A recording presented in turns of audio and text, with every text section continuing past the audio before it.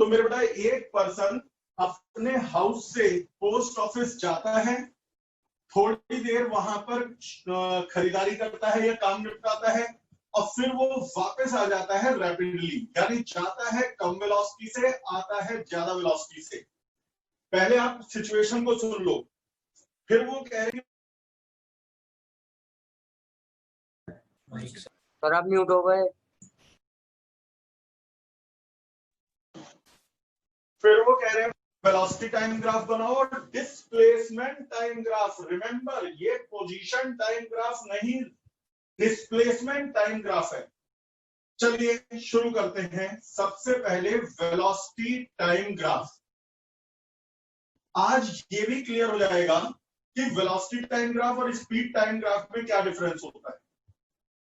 पहले आदमी घर से पोस्ट ऑफिस गया कांस्टेंट वेलोसिटी से, धीरे धीरे, तो वो गया धीरे धीरे, तो समय ज्यादा लगेगा, तो आप देख सकते हो टाइम ज्यादा लगा है और वेलोसिटी कम है। फिर वो वहां रुका रहा, यानी उसकी वेलोसिटी जीरो रही, थोड़ी देर तक वेलोसिटी जीरो रही, रुका रहा। फिर वो तेजी से वापस आ गया, तेजी से वापस आ गया तो वेलोसिटी तो ज्यादा रहेगी और टाइम कम लगेगा। आप देखो बेटा, मैंने यहाँ जो पहले जब गया था तो टाइम ज्यादा था और वेलोसिटी कम थी। अब की बार टाइम कम है, वेलोसिटी ज्यादा है। 100 बात की एक बात है, फास्ट जाओगे तो जल्दी पहुंचोगे। ये ग्राफ है। तो सबसे पहले बेटा लो वेलोसिटी, ये देखिए low velocity, large time, large velocity, low time, ये रेस्ट, जीरो वेलोसिटी। अब यहां पर क्वेश्चन आता है कि वेलोसिटी पॉजिटिव और नेगेटिव क्यों ले ली। जिस बच्चे ने मेरी वेक्टर की वीडियो देखी है तो वो जानता है कि velocity is a vector quantity, और जब किसी वेक्टर की डायरेक्शन रिवर्स हो जाए तो वो नेगेटिव वेक्टर होता है। यानी जाते समय वेलोसिटी यदि पॉजिटिव थी तो लौटते समय की वेलोसिटी नेगेटिव होगी। तभी मैंने पहले पॉजिटिव वेलोसिटी बनाई थी और लौटते समय नेगेटिव। अब यदि ये वेलोसिटी टाइम ग्राफ की बजाय स्पीड टाइम ग्राफ होता, तब स्पीड टाइम ग्राफ में स्पीड नेगेटिव नहीं होती, फिर ये ग्राफ एक ही साइड बनता। स्पीड नेगेटिव नहीं होती है क्योंकि स्पीड में डायरेक्शन से कोई फर्क ही नहीं पड़ता। Speed is a scalar quantity, velocity is a vector quantity. तो वेक्टर क्वांटिटी पे तो डायरेक्शन का फर्क पड़ेगा, डायरेक्शन बदल गई तो नेगेटिव, लेकिन इस पे नहीं। तो अब ये ग्राफ है स्पीड टाइम ग्राफ, और अब ये ग्राफ है वेलोसिटी टाइम ग्राफ। दूसरा नंबर पर उन्होंने कहा है displacement time graph. Displacement time graph. अब जरा इसे सारे को देखो। पर्सन जिस समय यहां से यहां पहुंचा तो डिस्प्लेसमेंट था मान लो 2 मीटर, फिर यहां पहुंचा तो डिस्प्लेसमेंट 4 मीटर, यहां पहुंचा तो डिस्प्लेसमेंट 6 मीटर। यानी जब वो ऑफिस जा रहा है या पोस्ट ऑफिस जा रहा है तो डिस्प्लेसमेंट लगातार राइज हो रहा है। जब ये यहां पहुंचा तो डिस्प्लेसमेंट और बढ़ गया। तो पहले लो डिस्प्लेसमेंट, हाई डिस्प्लेसमेंट और वेरी हाई डिस्प्लेसमेंट। फिर वो थोड़ी देर वहां रुका रहा, यानी डिस्प्लेसमेंट कांस्टेंट रहा। जैसे मान लो ये 10 मिनट रुका या 20 मिनट रुका तो 10 मिनट तक ना तो डिस्प्लेसमेंट बढ़ा ना डिस्प्लेसमेंट कम हुआ, तो वहीं रुका हुआ है। अब वो वापस लौटा, जब वो वापस लौट के यहां आया तो उस समय डिस्प्लेसमेंट इतना था। जब वो वापस होकर के यहां आ गया तो डिस्प्लेसमेंट सिर्फ इतना था। डिस्प्लेसमेंट तो शुरू और लास्ट की पोजीशन का डायरेक्ट डिस्टेंस है। जब मेरे बेटा वो यहां पहुंचा तो डिस्प्लेसमेंट इतना था, और जब वो घर आ गया तो डिस्प्लेसमेंट जीरो हो गया। तो यानी डिस्प्लेसमेंट इसका घटते घटते जीरो हो गया। पहले डिस्प्लेसमेंट राइज हुआ, डिस्प्लेसमेंट फिर कांस्टेंट रहा, फिर डिस्प्लेसमेंट कम हुआ। डिस्प्लेसमेंट ये मैंने बना दिए इसके डिस्प्लेसमेंट।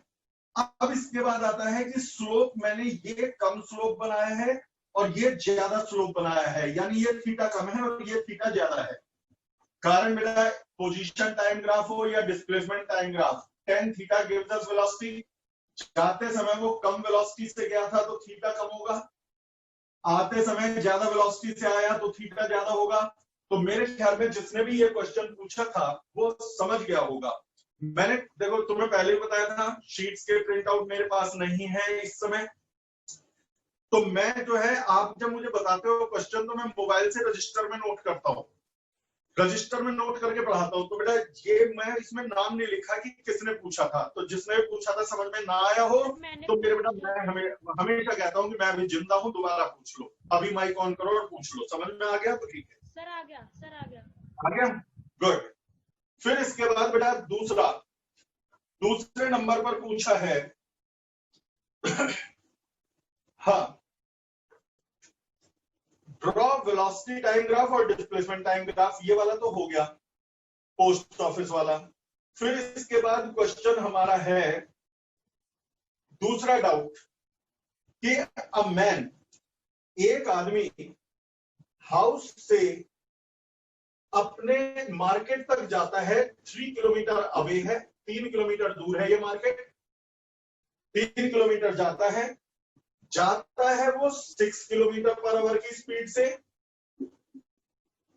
और लौटता है 9 किलोमीटर पर आवर की स्पीड से। जाता है 6 किलोमीटर पर आवर से मार्केट, लौटता है 9 किलोमीटर पर आवर से। तो वो कह रहे हैं कि बताइए एवरेज वेलोसिटी और एवरेज स्पीड क्या होंगी। सारे बच्चे ध्यान से सुनना, समझ में सब आ जाएगा, कंसंट्रेशन रखना। और एक बात और सुन लो, कल को काइनेमेटिक्स का सेट 2 शुरू होगा, उससे पहले सबसे रिक्वेस्ट कर रहा हूं कि बेटा काइनेमेटिक्स की वीडियोस जो मैंने पढ़ा दी है, जो आपको दे दी है, मैंने खुद जान करके कल भी नहीं दी थी, आज भी नहीं दूंगा, उन्हें पक्का तैयार करके तभी कल के लाइव में बैठोगे, तभी मजा आएगा। रात में थोड़ा सा देर तक जग लो, आज एक दिन की बात है। और यदि आज के डाउट में 2-1 रह भी गए, जबरदस्ती निपटाने नहीं है, तो कल की शीट के साथ निपटा लेंगे, करेंगे सारे तसल्ली से। तो ये कह रहे हैं कि बेटा एवरेज वेलोसिटी और एवरेज स्पीड बताइए। पहला, शुरू के 30 मिनट्स में, 0 से 30 मिनट्स के बीच में। दूसरा, 0 से 50 मिनट के बीच में। और तीसरा, 0 से 40 मिनट्स के बीच में। क्वेश्चन में रिपीट करता हूं, एक आदमी घर से मार्केट जाता है और लौट के आता है, डिस्टेंस 3 किलोमीटर, समझ गए, 3 किलोमीटर। जाता है मार्केट 6 किलोमीटर पर आवर की स्पीड से और लौटता है 9 किलोमीटर पर आवर की स्पीड से। जाता है 6 किलोमीटर पर आवर, आता है 9 किलोमीटर पर आवर की स्पीड से। तो आप एवरेज वेलोसिटी और एवरेज स्पीड बताइए। आपको बतानी है बेटा एवरेज वेलोसिटी और एवरेज स्पीड कब कब, 30 मिनट पूरे होने पर, 50 मिनट पूरे होने पर और 40 मिनट पूरे होने पर। जरा एक बात सुन, जाने में कितना समय लगेगा, ओरली कर लो।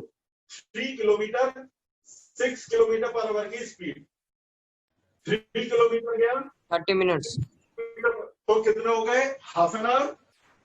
हाफ एन आवर का मतलब 50 मिनट्स।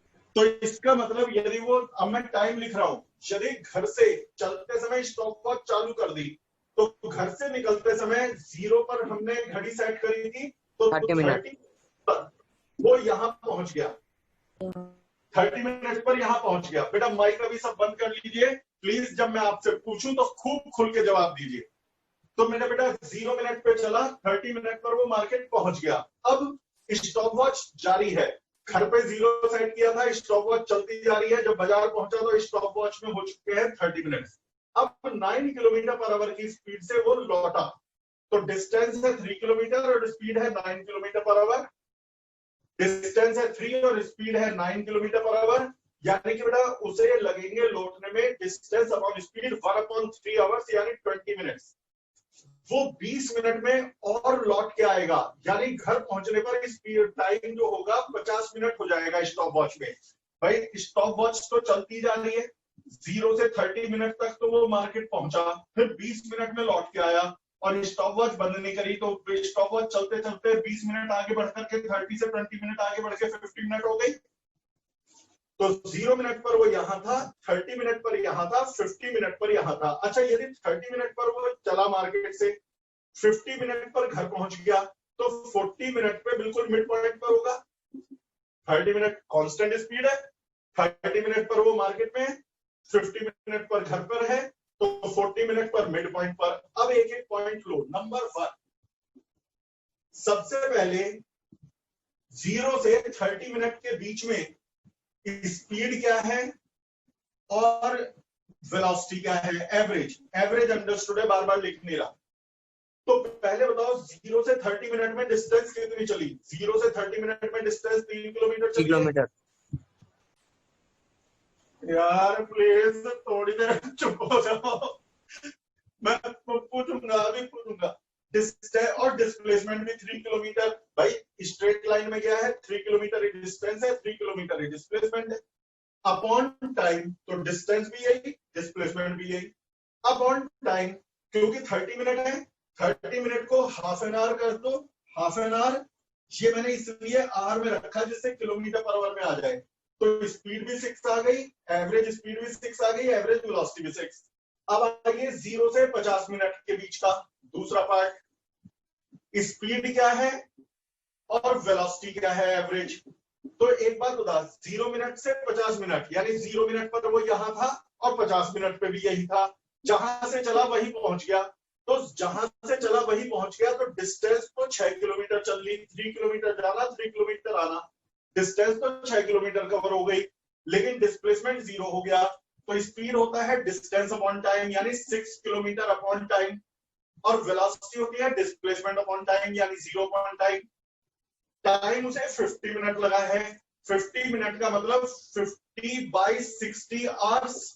कैलकुलेशन आप करना, यहां भी 50/60 आवर्स, तो ये आ जाएंगे आंसर। अब आता है 0 से 40 मिनट में, 40 मिनट में स्पीड क्या है और वेलोसिटी क्या है, एवरेज। तो एक बात बताओ, 40 मिनट पर कहां था? वो आधे रास्ते पर था, क्योंकि 30 मिनट में लौटना शुरू किया, 40 मिनट पर वो यहां था। ना मुझे 50 के बारे में बात करनी, ना 30 के बारे में बात करनी। 0 मिनट पर वो घर चला था, घर से 30 मिनट में यहां पहुंचा था और 20 मिनट में वापस आ गया था। तो 10 ही मिनट मिले उसे लौटने के, 40 मिनट में यहां था। तो यानी कि 0 से 40 मिनट में वो यहां आ गया। अब आपसे पूछे डिस्टेंस कितनी हुई, तो 3 किलोमीटर जाने का और 1.5 किलोमीटर आने का। 3 किलोमीटर गया और 1.5 किलोमीटर आ गया, तो 4.5 किलोमीटर इसकी डिस्टेंस है। और डिस्प्लेसमेंट भाई यहां से चला था, यहां पहुंचा, तो डिस्प्लेसमेंट तो बस इतना ही है। डिस्प्लेसमेंट है 1.5 किलोमीटर, यानी कि बेटा 1.5 किलोमीटर। 40 मिनट में डिस्टेंस है 4.5, डिस्प्लेसमेंट है 1.5। Time 40 minute, 40/60। एक सेकेंड बेटा, 40/60 आवर्स, 40/60 आवर्स। इसे सॉल्व कर लेना, आंसर आ जाएगा। पास आ रहा हूं बेटा, अब बोलो क्या पूछ रहे हो। सर बोलो बेटा। कैसे पता चला कि आधे टाइम में, कि आधे बिल्कुल टाइम में आधा ही डिस्टेंस कवर होगा? बिल्कुल। एक बात बताओ, यदि मैं कांस्टेंट स्पीड से चल रहा हूं, भाई मेरी स्पीड बदल रही है तो बात अलग है। यदि मैं कांस्टेंट स्पीड से चल रहा हूं, तो 2 घंटे में यदि 60 किलोमीटर जाऊंगा, तो 1 घंटे में 30 ही किलोमीटर जाऊंगा, और आधा घंटे में 15 ही किलोमीटर जाऊंगा, यदि मेरी स्पीड बदल नहीं रही है। तो यदि ये पर्सन 20 मिनट में 3 किलोमीटर चला है, तो ना स्पीड बढ़ाई है ना घटाई है। यदि वो 20 मिनट में 3 किलोमीटर चला है, तो 10 मिनट में 1.5 किलोमीटर ही चलेगा, 1.5 किलोमीटर। यदि वेरिएबल स्पीड होती तो फिर हमें फॉर्मूला लगाना पड़ता है, S = UT + ½ AT² वाला। समझ में आ गया बेटा? Yes sir. ठीक है, गुड। तो ये आपका क्वेश्चन भी अगला गया। एक और डाउट, पहले ये डाउट्स निपट जाए ना, फिर हमें फ्रेम ऑफ रेफरेंस पर बात करने वाले हैं। और मेरे लाल बेटा, सारे काइनेमेटिक्स की वीडियो देख करके कल को मिलो, क्योंकि अगले 2 काइनेमेटिक्स के सेट बहुत इंपॉर्टेंट है।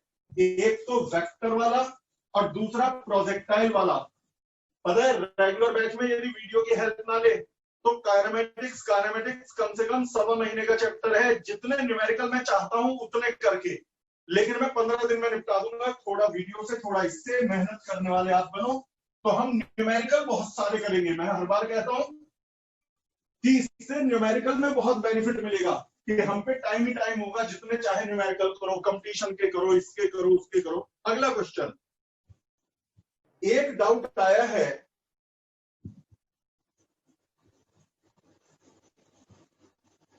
अगला डाउट आया है कि भाई क्या ये टाइम और पोजीशन का ग्राफ पॉसिबल है? देख, पहली बात तो टाइम ऊपर ले रखा है, चौथा डाउट, टाइम ऊपर ले रखा है, पोजीशन नीचे। ये ग्राफ क्या, बस तुम्हें ये नहीं बताना कि किस चीज का है, तुम्हें बताना है क्या ये पॉसिबल है। एक बात बताओ, क्या एक ही बॉडी एक ही टाइम में दो पोजीशन पे हो सकती है? यदि मैं एक टाइम पर इस पोजीशन पर हूं तो मैं उसी टाइम इस पोजीशन पे नहीं हो सकता। यहां ग्राफ ये गलत ग्राफ है, क्योंकि एक ही टाइम पर बॉडी की पोजीशन ये भी है और बॉडी की पोजीशन ये भी है। मान लो मैं इसे x = 1 कह देता हूं और x = 2, दिस इज पोजीशन, और इसे कह देता हूं t = 1 सेकेंड। इसका मतलब जब बॉडी को चलते हुए 1 सेकंड हुआ तो वो कहां था? वो x = 1 पे था, और साथ ही साथ वो x = 2 पे भी था। जैसे कि मैंने फेक लिया समझाने के लिए। क्या ये संभव है, क्या ये पॉसिबल है कि एक ही टाइम पर एक ही बॉडी दो जगह पर मौजूद हो?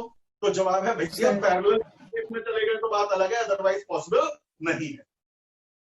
तो ये ग्राफ गलत ग्राफ है, ऐसा पॉसिबल नहीं है। एक और डाउट आया है इसी से मिलता जुलता कि ये 4 वेलोसिटी टाइम ग्राफ हैं, इनमें से कौन सा पॉसिबल है? अच्छा, मैंने तुम्हें बताया ना मेरे को रजिस्टर में लिखने पड़ते हैं। आप जब डाउट्स भेजते हो तो भैया थोड़ा टाइम से भेज दिया करो। एक बच्चे ने 4:10 पे डाउट भेजा मेरे पास, भगवान कसम खोपड़ी घूम गई कि मैं नोट करूं या लाइव कराने भागूं। खैर फिलहाल मैं नोट कर लाया हूं। मैंने भेजा था। कोई बात नहीं बेटा, मैंने इसलिए बता दिया कि मेरी मजबूरी क्या है। यदि मेरे पे प्रिंटेड शीट्स पड़ी होती तो बात अलग थी। मेरे को बड़ी मुश्किल हो रही है, तो कोई बात नहीं, कर रही थी ना, कोई बात नहीं, आगे से ध्यान रख लेना। थोड़ा सा समय दे दो, 3:45 तक भी भेज दोगे तो मैं कर लूंगा। अब इसके बाद दिया है ये 4 ग्राफ है, वेलोसिटी टाइम ग्राफ। इन चारों में से कौन सा ग्राफ पॉसिबल नहीं है? देख बेटा, इन चारों में से मुझे कुछ भी देखने की जरूरत नहीं, सारे ग्राफ पॉसिबल है सिर्फ इसको छोड़ के। कारण पहले किसी की वेलोसिटी बढ़ी और फिर वेलोसिटी कम हो गई, पॉसिबल है। बॉडी की वेलोसिटी बढ़ती ही चली गई, पॉजिटिव है।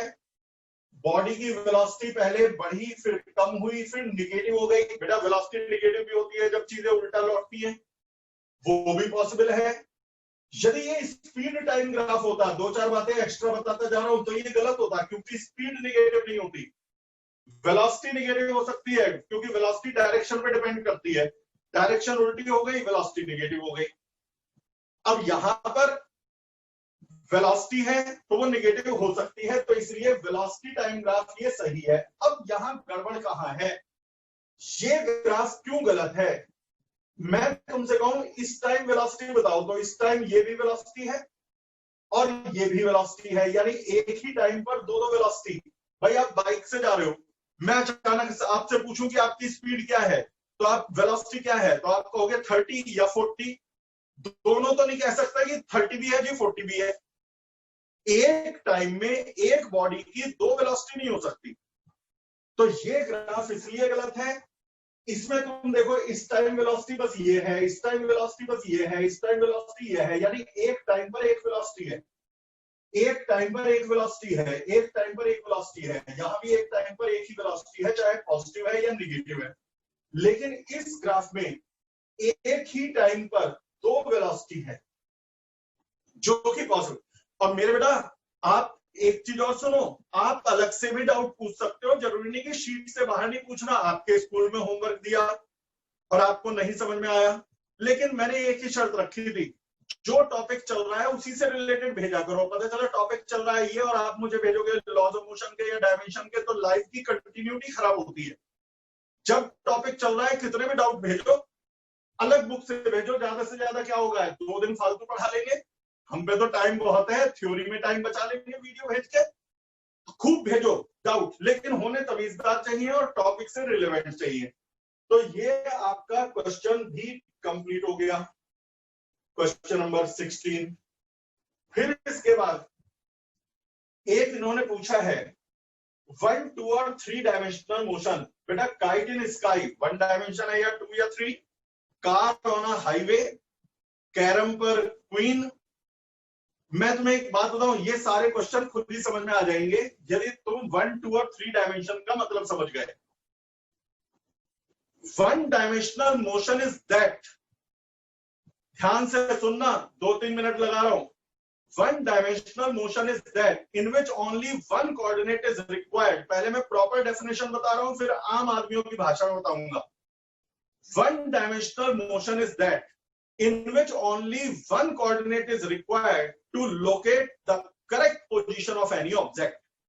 यदि किसी ऑब्जेक्ट की सही सही पोजीशन बताने के लिए एक ही कोऑर्डिनेट काफी है तो वो 1 डायमेंशनल मोशन है।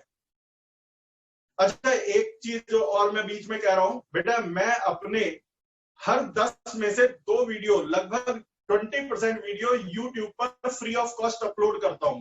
वो ओपन रहते हैं, बाकी क्लोज रखता हूं। जब आप रिक्वेस्ट करते हो तो ओपन कर देता हूं, लेकिन सिर्फ आपके लिए, दुनिया के लिए नहीं। तो आपको ये बता रहा हूं कि 10 में से 2 या 3 वीडियो ओपन रहते हैं वहां पर। तो कई बार बच्चे मेरे से कहते हैं सर ये वीडियो दे दीजिए, तो एक बार पहले चेक कर लिया करो यूट्यूब पर मेरे जाकर के कि कहीं वो वीडियो उस दिन का ओपन तो नहीं है। न्यूमेरिकल्स वाले वीडियो यूजुअली मैं बिल्कुल ओपन नहीं करता, कंसेप्चुअल वाले नहीं करता, थ्योरी के कर देता हूँ 2-4%, 10%। तो पहले एक बार देख लिया करो, सब्सक्राइब कर लो यदि ना कर रखा हो, भैया दोस्तों में फैला दो थोड़ा सा अपने चैनल को, तुम्हारा ही चैनल है ये। अच्छा मेरे बेटा, मैं आपको बता रहा था यदि किसी बॉडी की पोजीशन को डिफाइन करने के लिए सिर्फ एक ही कोऑर्डिनेट काफी है तो वो है 1 डायमेंशनल मोशन। यदि 2 कोऑर्डिनेट के बगैर आप सही सही लोकेशन नहीं बता सकते तो 2 डायमेंशनल, 3 कोऑर्डिनेट्स की जरूरत पड़ जाए तो 3 डायमेंशनल। एग्जांपल, एक बेटा नैरो लेन है, नैरो लेन, उसमें कार सिर्फ इधर जा सकती है। मैं आपसे कहूं कि कार की लोकेशन बताओ, ये x = 0 है, मैं कहता हूं कार की लोकेशन बताओ, तो आपने कहा कि कार की लोकेशन है x = 1, क्योंकि उधर तो जा ही नहीं सकती, यहां जा ही नहीं सकती कार। मैंने कहा कार यहां चली गई, अब लोकेशन बताओ कि x = 2, यानी एक कोऑर्डिनेट बताते ही कार की लोकेशन पता चल गई। तो ये 1 डायमेंशनल है। 1 डायमेंशनल का मतलब एक ही लाइन में चल सकते हैं। अब जरा 2 डायमेंशनल देखो, एक मैदान है, एक ग्राउंड है, उसके अंदर एक बेटा सपोज करो कोई चेयर रखी हुई है, ये ओरिजिन है। जैसे हर बार ओरिजिन बताना पड़ता है, मैंने आपको कहा था उस वीडियो में कि पोजीशन बताने के लिए एक फ्रेम ऑफ रेफरेंस की जरूरत होती है, ओरिजिन चाहिए होता है। तो मान लो ये ओरिजिन है, ठीक है बेटा। अब मैं कहता हूं इस ऑब्जेक्ट के कोऑर्डिनेट बताओ, तो आप कहोगे कि x कोऑर्डिनेट है 3 और y कोऑर्डिनेट है 2, यानी आपको x और y 2 कोऑर्डिनेट बताने पड़ेंगे। अब ये यहां चला गया तो आप कहोगे x कोऑर्डिनेट है 1 और y कोऑर्डिनेट है 3, यानी आपको 2 कोऑर्डिनेट बताओगे। मान लो कोई बच्चा कह दे, मैं कहूं कि इसकी पोजीशन बताओ, बच्चा कहे सिर्फ x = 1, तो भैया x = 1 से तो मैं यहां तक नहीं पहुंच सकता, x = 1 से यहां नहीं पहुंच सकता। तो ये 2 डायमेंशनल मोशन है। 2 डायमेंशनल मोशन में, 1 डायमेंशनल मोशन में चीजें एक ही लाइन में चल सकती हैं, ना ऊपर ना नीचे। 2 डायमेंशनल मोशन में एक पूरे बोर्ड पर कहीं भी घूम सकती है बॉडी, पूरे प्लेन पर बॉडी यहां भी जा सकती है, यहां भी जा सकती है, यहां भी जा सकती है। आपको 2 कोऑर्डिनेट बताने हैं और लोकेशन पता चल जाएगी। 2 कोऑर्डिनेट बताने हैं, लोकेशन पता चल जाएगी। तो जो चीजें एक ही लाइन में चले वो 1 डायमेंशनल।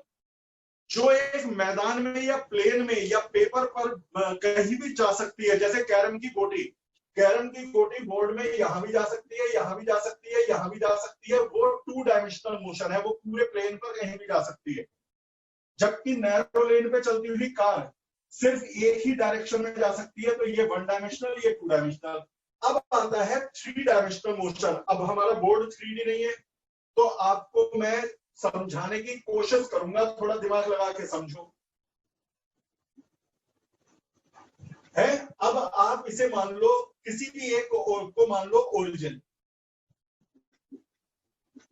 ये एक्स एक्सिस, ये वाई एक्सिस और ये जेड एक्सिस, ये वाला हमारा जो है जेड एक्सिस है, ये एक्स वाई और जेड।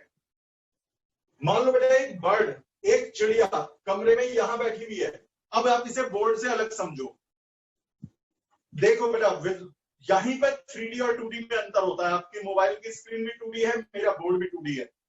यदि क्लासरूम में आप मेरे सामने खड़े होते तो आपको मैं 3D दिखता है, इस समय आपकी स्क्रीन पर मैं 2D दिख रहा हूं, एक प्लेन पे दिख रहा हूं। तो कोई नहीं, समझ में आएगा। विजुलाइज करो कि ये एक रूम है, यहां पर है एक्स एक्सेस, ये वाई एक्सेस और ये जेड एक्सेस। एक्स एक्सेस ध्यान से, Y axis Z axis mutually perpendicular.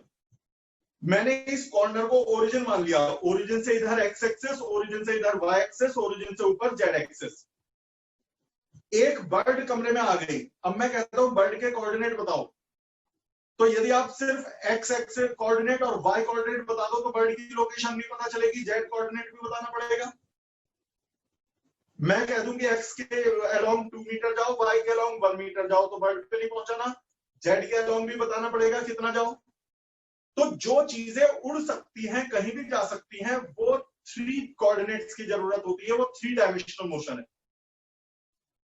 क्या समझ में आया? जो कम शब्दों में आप सुनोगे, एक लाइन में जो चल सके वो 1 डायमेंशन, एक पेपर या प्लेन पर जो चीजें घूम सके वो 2 डायमेंशनल, और जो चीजें 3 डायमेंशन यानी एक्स के अलोंग भी जा सकती है, वाई के अलोंग भी और जेड के अलोंग भी, वो 3 डायमेंशनल मोशन। अब जैसे kite in the sky, kite in the sky इधर भी जा सकती है, इधर भी जा सकती है, इधर भी जा सकती है, पतंग कहीं भी जा सकती है, 3 डायमेंशनल। कैरम की गोटी यहां जा सकती है, यहां जा सकती है, यहां नहीं जा सकती है। अरे एक बार मेरी क्लास में बच्चा कह रहा सर कस के मार दो तो कई बार उड़ जा। मैंने कहा भाई साहब रहमो करम, हम तमीजदार खेलने की बात कर रहे हैं। कैरम की गोटी बोर्ड पर यहां जा सकती है और यहां जा सकती है, एक्स के अलोंग या वाई के अलोंग, जेड के अलोंग नहीं जा सकती, तो 2 डायमेंशनल। और इसी तरह से नैरो लेन पे चलती हुई कार 1 डायमेंशनल। समझ में आ गया होगा? तो ये आपका पूछना है कुछ? बोलो बेटा। सर आपने जो फर्स्ट डाउट बताया था, एक सेकंड पास में को आ जाओ। हाँ बोलो बेटा। फर्स्ट डाउट जो बताया था, हाँ उसमें डिस्प्लेसमेंट टाइम ग्राफ में नीचे क्यों नहीं गया था डिस्प्लेसमेंट? बेटा डिस्प्लेसमेंट, अब वो ग्राफ कहां से आ गया, मैं तो भूल भी गया कौन सा क्वेश्चन था। सर मैं दोबारा देख रही थी क्वेश्चन तो आ गया ये डाउट। दूसरे पुराने क्वेश्चन देख रही हो अभी? जो रनिंग पढ़ा रहा हूँ बेटा उसे समझो। सर अभी वाला जो अभी फर्स्ट डाउट कराया था। एक बार क्वेश्चन रिपीट कर दो बेटा, फिर मैं बताता हूँ। जल्दी से बोलो क्वेश्चन क्या था। Hurry up.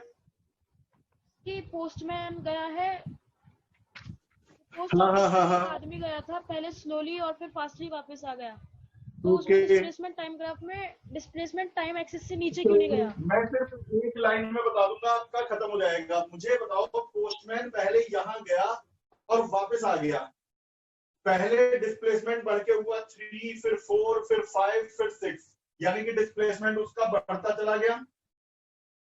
फिर इसके बाद जब वो वापस लौटा तो डिस्प्लेसमेंट कम होने लगा। डिस्प्लेसमेंट तो यहां से यहां तक नापोगे, पहले तो डिस्प्लेसमेंट बढ़ता गया, पहले डिस्प्लेसमेंट बढ़ता गया, और फिर जब वापस आया डिस्प्लेसमेंट कम हुआ कम हुआ कम हुआ, और फिर घर पे आके रुक गया तो 0 हो गया। तो 0 से नीचे थोड़ी जाएगा, जहां से चला था पहले डिस्प्लेसमेंट बढ़ता गया, अब फिर कम वापस आया तो डिस्प्लेसमेंट घटता गया, दैट्स ऑल, 0, लास्ट में 0। वेलोसिटी की तरह नेगेटिव नहीं जाता बेटा? निगेटिव तब जाता है यदि ये अपनी जगह से लेफ्ट चला जाता है। जैसे ये जहां से चला उसे ओरिजिन मान लो, ओरिजिन से जब तक वो इधर रहेगा तो पॉजिटिव डिस्प्लेसमेंट है, ओरिजिन से इधर रहेगा तो निगेटिव। तो वो पोस्ट ऑफिस तक गया और फिर पोस्ट ऑफिस से वापस आ गया, तो वो रहा तो ओरिजिन के राइट साइड में ही, तो डिस्प्लेसमेंट पॉजिटिव ही रहेगा। निगेटिव तब होता है जब वो ओरिजिन के लेफ्ट में निकल जाता है या अपने घर से आगे निकल जाता। Okay sir. ठीक है, अगला मेरे बेटा इसके बाद और क्या डाउट है? एक डाउट ये है, इंस्टेंटेनियस स्पीड क्या है बेटा? या इंस्टेंटेनियस स्पीड क्या है? आप जानते हो बेटा, स्पीड होती है डिस्टेंस अपॉन टाइम। डिस्टेंस को मैं एस कह देता हूं, डिस्टेंस अपॉन टाइम। आदमी की टोटल चली हुई डिस्टेंस और टोटल टाइम दोनों को डिवाइड कर दो तो स्पीड आ जाती है एवरेज। एक बात बताओ, तुम मेरठ से दिल्ली जा रहे हो, तुमने 60 किलोमीटर का सफर 3 आवर्स में कंप्लीट किया। 60 किलोमीटर 3 आवर्स में कंप्लीट किया। तुमने कहा स्पीड रही 60/3 यानी 20 किलोमीटर पर आवर। ये तो एवरेज स्पीड है, total distance upon total time. लेकिन ईमानदारी से बताओ, क्या हर मोमेंट पर आपकी स्पीडोमीटर, जो गाड़ी का या बाइक का स्पीडोमीटर, क्या हर समय 20 पे दिखा रहा था? कभी आपकी स्पीड 60 भी रही होगी, किसी मोमेंट पर आपकी स्पीड 60 भी रही होगी, 60 किलोमीटर पर आवर। किसी मोमेंट पर आपकी स्पीड 80 किलोमीटर रही होगी, 80 किलोमीटर पर आवर। किसी मोमेंट पे ब्रेक लगा के रुके भी रहे होगे। तो स्पीडोमीटर की रीडिंग हर इंस्टेंट बदलती है। तो स्पीडोमीटर की रीडिंग यानी एक मोमेंट की हो सकता है, इस मोमेंट पर रीडिंग 60 किलोमीटर पर आवर हो और अगले ही मोमेंट में रेस दे दूं तो 65 किलोमीटर पर आवर हो, अगले ही मोमेंट ब्रेक मार दूं तो वो 41 किलोमीटर पर आवर हो। ये जो हर समय बदलने वाली स्पीड है, इसे बोलते हैं इंस्टेंटेनियस स्पीड। एक छोटे से टाइम की स्पीड। मान लो आपने 4 बजे स्पीड देखी कि 20 किलोमीटर पर आवर है, तो जरूरी नहीं 4:01 पर भी 20 किलोमीटर पर आवर हो सकता है। इन पर आप इतनी रेस दे दो कि वो 20 की बजाय 30 किलोमीटर पर आवर हो जाए। पहले बताओ, मेरी बात समझ में आ रही है जो मैं कहना चाह रहा हूं बच्चों? Yes sir. समझ में सुनाई दे रहा है? समझ में आ रहा है? Sir. Yes sir. Instantaneous speed एक छोटे से टाइम की स्पीड होती है, एक छोटे से टाइम की। जैसे 4 बजे जो स्पीड है वो बस 4 ही बजे की है, 4:01 की भी नहीं है और 4 बजने में 1 सेकंड की भी नहीं है। तो ये बहुत स्मॉल टाइम की स्पीड है, बहुत ही मोमेंट की इंस्टेंटेनियस स्पीड है, एक इंस्टेंट की। तो क्योंकि बहुत ही छोटे टाइम की स्पीड है तो बेटा स्मॉल टाइम को dt कहते हैं और स्मॉल डिस्टेंस को ds। तुम्हें मैंने पढ़ा रखा है डिफरेंशियल की वीडियो में। वेरी वेरी स्मॉल टाइम के लिए स्पीड है तो इसे कहा जाता है इंस्टेंटेनियस स्पीड, ds/dt डिफरेंशियल में। तो ये क्या है? Very small time. और ये ds क्या है? उतने स्मॉल टाइम में चली हुई डिस्टेंस। भाई ज्यादा टाइम में बॉडी इतनी डिस्टेंस चलेगी, कम टाइम में इतनी डिस्टेंस चलेगी, और कम टाइम में इतनी डिस्टेंस चलेगी, नेग्लिजिबल टाइम में नेग्लिजिबल डिस्टेंस चलेगी। तो क्योंकि ये नेग्लिजिबल टाइम लिया है तो नेग्लिजिबल डिस्टेंस ट्रेवल करेगी और यही स्पीड कहलाती है इंस्टेंटेनियस स्पीड। हर सेकंड बदलने वाली, हर पल बदलने वाली speed instantaneous speed. I think it is clear. अच्छा, फर्स्ट प्रिंसिपल जिसने पढ़ रखा है तो इसे हम लिख सकते हैं limit delta T tends to 0 delta S upon delta T. यदि कुछ याद आ रहा हो, dy by dx क्या था? Limit delta x tends to 0 delta y upon delta x। तो यदि dy by dx ये था तो ds by dt ये होगा। तो खैर ये आपकी इंस्टेंटेनियस स्पीड वाला भी कंसेप्ट गया। अब बेटा इनर्शियल और नॉन इनर्शियल फ्रेम के बारे में बता दूं, फ्रेम ऑफ रेफरेंस। अब बेटा लेकिन मैं वहां से आगे शुरू करूंगा जहां मैंने पिछली वीडियो में छोड़ा था। जिस किसी ने रिलेटिव वेलोसिटी वाली, रिलेटिव स्पीड वाली अलग है वीडियो, रिलेटिव वेलोसिटी वाली फ्रेम ऑफ रेफरेंस की अलग है। यदि किसी बच्चे ने वो वीडियो ना देखी हो तो वो इस समय ड्रॉप कर सकता है, यहाँ पर इसे बाद में देख लेना। पहले आप बैक करके वो देखना शुरू कर दो क्योंकि समझ में नहीं आएगा। प्लेलिस्ट में देखो, फ्रेम ऑफ रेफरेंस वाली वीडियो मिल जाएगी, उसे पूरा देख करके तब यहां से आगे देख लेना। वीडियो तो तुम्हें दे दूंगा, तो जाना चाहे तो कोई जा सकता है। अब मेरे बेटा इनर्शियल और non inertial frame of reference, मैंने आपको बताया था किसी भी चीज की पोजीशन पता लगाने के लिए जरूरत होती है एक फ्रेम की। एक सेकंड आ रहा हूं, पानी पी लूं जरा।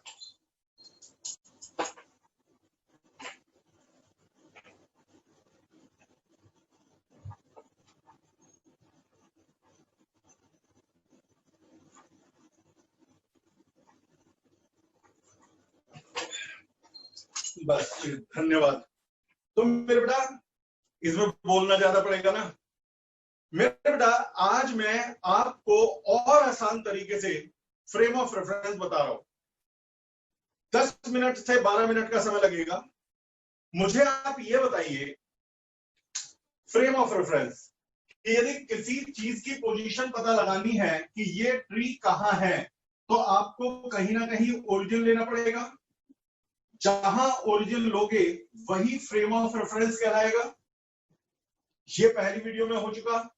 ओरिजिन रुकी हुई चीजों पे भी ले सकते हैं और चलती हुई चीजों पे भी ले सकते हैं।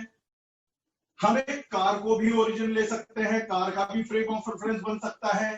अब सुनिए, हमारी फिजिक्स में एक गड़बड़ हुई बड़ी तगड़ी। फ्रेम ऑफ रेफरेंस जब हमने चूज करे तो न्यूटन के लॉज फेल हो गए कुछ जगहों पर, जिसके कारण हमें फ्रेम ऑफ रेफरेंस को दो हिस्सों में डिवाइड करना पड़ा, इनर्शियल और नॉन इनर्शियल। तुमने न्यूटन का फर्स्ट लॉ सुन रखा है, if no external force is applied, if the body is at rest it will remain at rest, if the body is moving it keeps on moving with the constant speed, constant velocity, law of inertia। यदि हम कोई force ना लगाएं तो body रुकी है तो रुकी रहेगी, चल रही है तो चलती रहेगी जब तक कोई फोर्स ना लगाएं। लेकिन एक फ्रेम ऑफ रेफरेंस ऐसा था जिसमें ये न्यूटन के लॉ ही फेल हो गए। कैसे फेल हो गए? इमेजिनेशन करना बढ़िया वाला। मेरे बेटा ये एक कार है जिसे मैंने x = 0 मान लिया। जो इस कार से 2 मीटर दूर है वो x = 2, जो इस कार से 3 मीटर दूर है वो x = 3। उस दिन पढ़ा रहा था ना कि कैसे रिलेटिव वेलोसिटी निकालते हैं। तो मान लो इस कार से एक आदमी 1 मीटर दूर है तो कोऑर्डिनेट है x = 1। अब ये आदमी 1 सेकंड बाद यहां पहुंच गया x = 3 पर, तो 1 सेकंड के समय में डिस्प्लेसमेंट कितना हुआ? तो जवाब है 1 सेकंड पहले था वो x = 1 पर, 1 सेकंड बाद है वो x = 3 पर, यानी कि उसका डिस्प्लेसमेंट है 2 मीटर। तो डिस्प्लेसमेंट है 2 मीटर और टाइम है 1 सेकंड, तो इसकी वेलोसिटी कहलाएगी 2/1 यानी 2 मीटर पर सेकंड। ये कहलाती है relative velocity of man with respect to car, यानी कार में बैठे वाले आदमी ने देखा तब। अच्छा, फिर मैंने ये भी बताया था कि रुकी हुई चीजों, भाई कोई बॉडी किसी के लिए रेस्ट हो सकती है, किसी के लिए मोशन। मान लो बेटा ये आदमी, तुम ये याद रखो ये कार ओरिजिन है, जो भी कार से 1 मीटर पे होगा वो x = 1, जो भी कार से 2 मीटर पे होगा x = 2। इस आदमी में वेलोसिटी आ सकती है यदि कार चल पड़े। मान लो बेटा ये कार यहां पर है, आदमी नहीं चलेगा फिर भी रिलेटिव वेलोसिटी होगी। कार है x = 0, जहां भी कार वही x = 0। ये आदमी है x = 100 मीटर पर। ध्यान से सुनिए, ये आदमी कार से 100 मीटर दूर है तो वो उसका कोऑर्डिनेट है x = 100। 1 सेकंड में कार यहां आ गई, अब x = 0 ये आ गया। अब आदमी इससे 98 मीटर दूर है तो आदमी का कोऑर्डिनेट भाई कार 2 मीटर आगे आ गई, पहले यहां थी अब यहां थी, यानी पहले x = 0 यहां था, अब x = 0 यहां है। तो जब ये कार यहां आ गई तो आदमी इससे 98 मीटर दूर रह गया, तो ये आदमी हिला भी नहीं अपनी जगह से। लेकिन इस आदमी का पहले कोऑर्डिनेट था, गौर से सुनना, इसी आदमी का पहले कोऑर्डिनेट था x = 100, 1 सेकंड बाद कोऑर्डिनेट है x = 98। यानी कि डिस्प्लेसमेंट इस आदमी में हुआ है 2 मीटर का 1 सेकंड में, तो आप कहोगे कि velocity is 2 metre per second.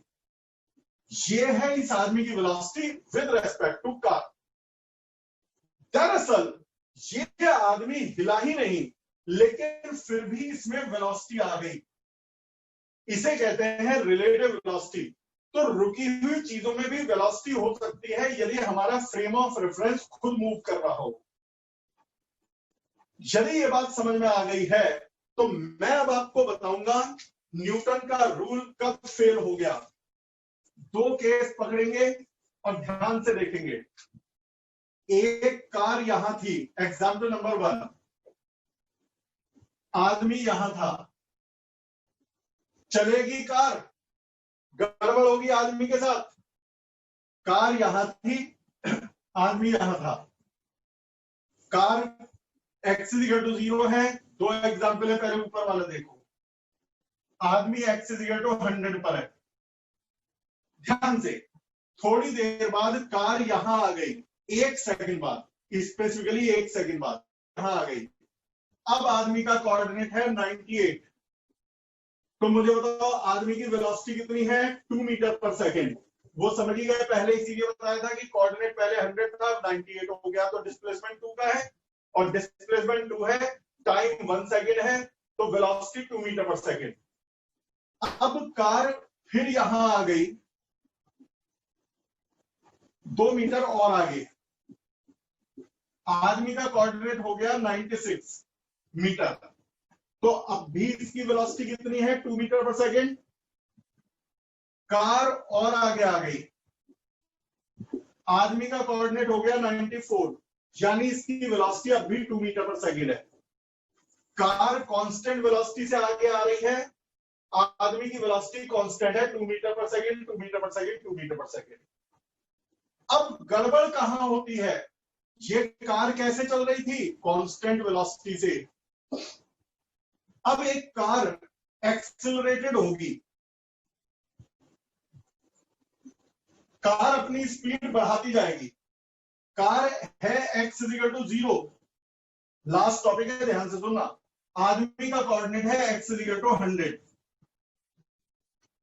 1 second बाद कार यहां पहुंच गई, आदमी का कोऑर्डिनेट हो गया 100 से बदल के 98, तो कार की वेलोसिटी है 2 मीटर पर सेकंड, 100 से 98। अब कार ने स्पीड इतनी तेज कर दी कि अब यह आदमी इससे सिर्फ 90 मीटर दूर रह गया। अभी कोऑर्डिनेट था 98, अचानक 90 हो गया, यानी 98 से 90 होने का मतलब डिस्प्लेसमेंट 8 है, तो अब इसकी वेलोसिटी है 8 मीटर पर सेकंड। इस वीडियो को दोबारा देखना। अब कार ने और स्पीड बढ़ा दी और इस आदमी का कोऑर्डिनेट 90 से चेंज होकर 10 हो गया। कोऑर्डिनेट 90 से चेंज होकर 10 हो गया, तो वेलोसिटी जो हो गई 80 मीटर पर सेकंड। अब आप ये बताओ न्यूटन का नियम क्या कहता है? यदि कोई फोर्स ना लगाया जाए तो बॉडी की वेलोसिटी बदलनी नहीं चाहिए। पहले केस में जब ये कार यानी कि हमारा फ्रेम ऑफ रेफरेंस जब कांस्टेंट वेलोसिटी से आ रहा था, आदमी की वेलोसिटी पहले भी 2 थी, बाद में भी 2 थी, बाद में भी 2 थी।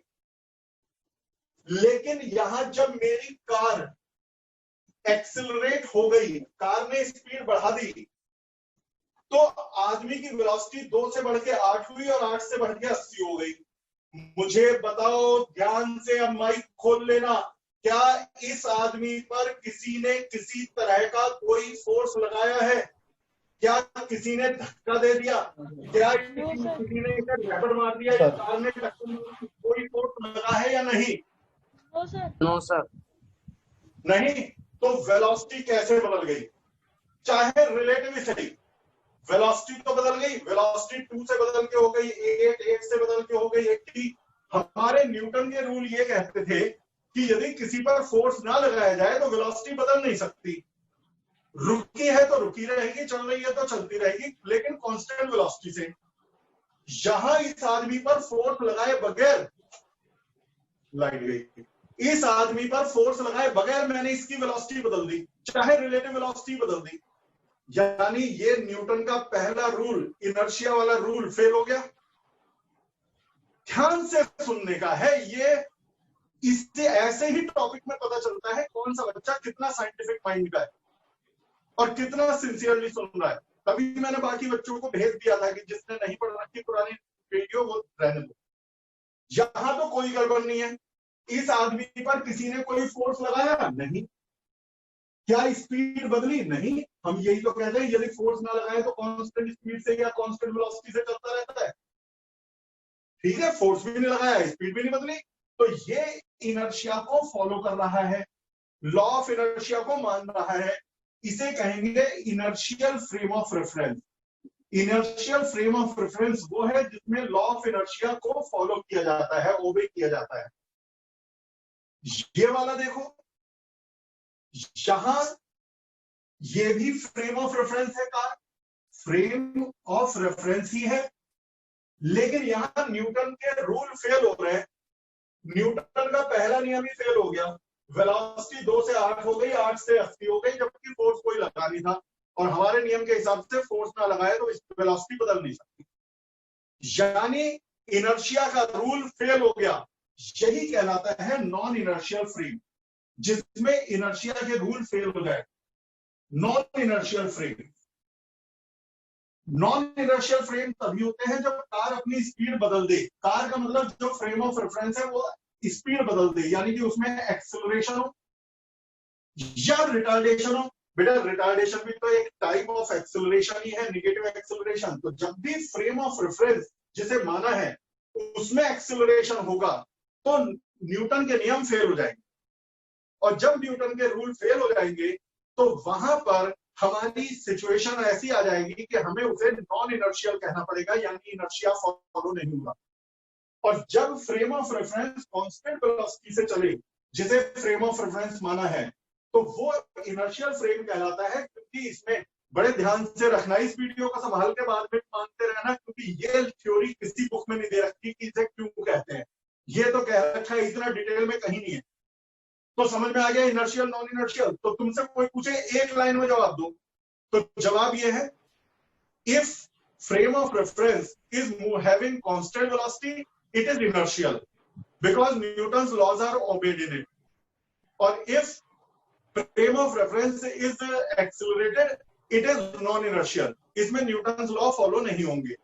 लेकिन लॉज ऑफ मोशन चैप्टर में मैं बताऊंगा कि इस नॉन इनर्शियल फ्रेम में भी न्यूटन के रूल फेल ना हो, तो उसके लिए हमने एक नए फोर्स का इमेजिनेशन किया।